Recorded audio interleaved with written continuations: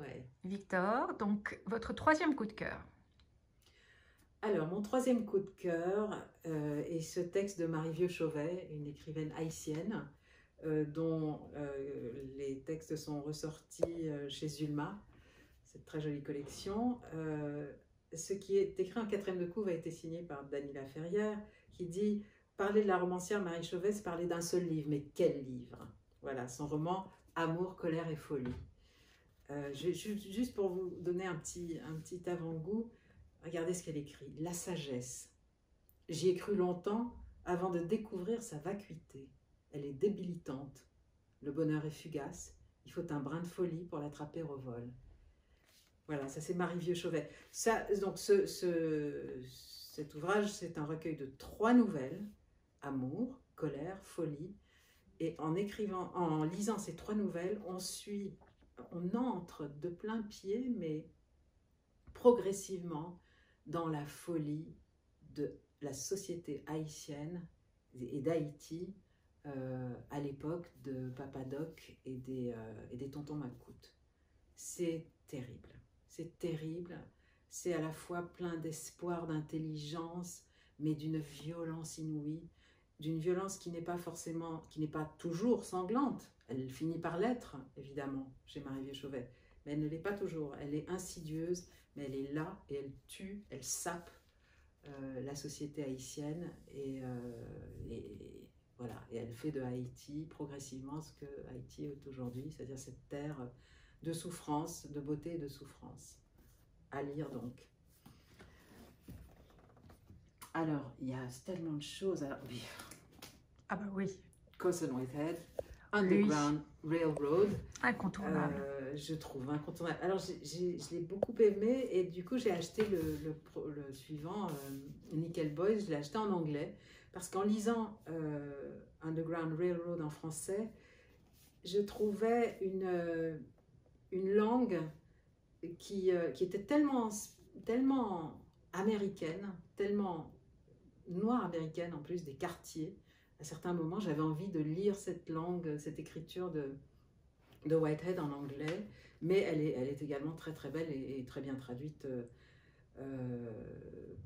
par je ne sais pas qui d'ailleurs, chez Albin Michel.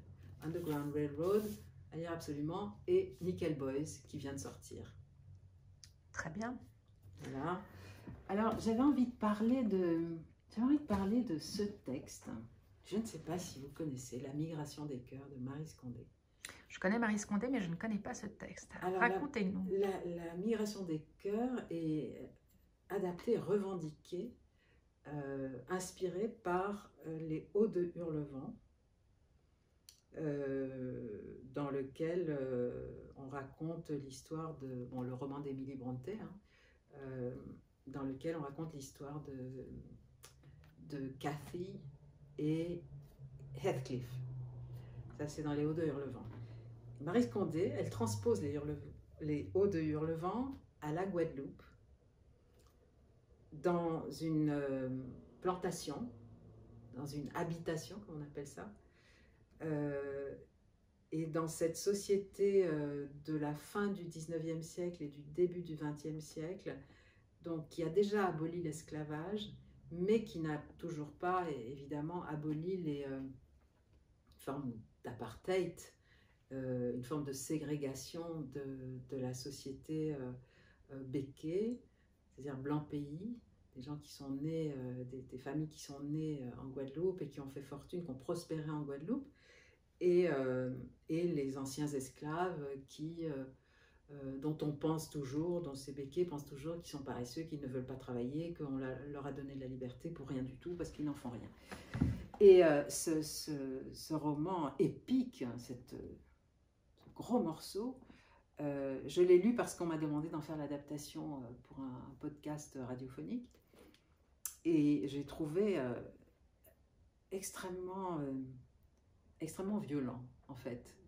Et Maryse Condé, quand on connaît un petit peu son écriture, on connaît la femme que c'est, quand on a lu surtout Sans phare, La vie sans phare, qui est un texte autobiographique, on comprend que c'est une femme sans concession.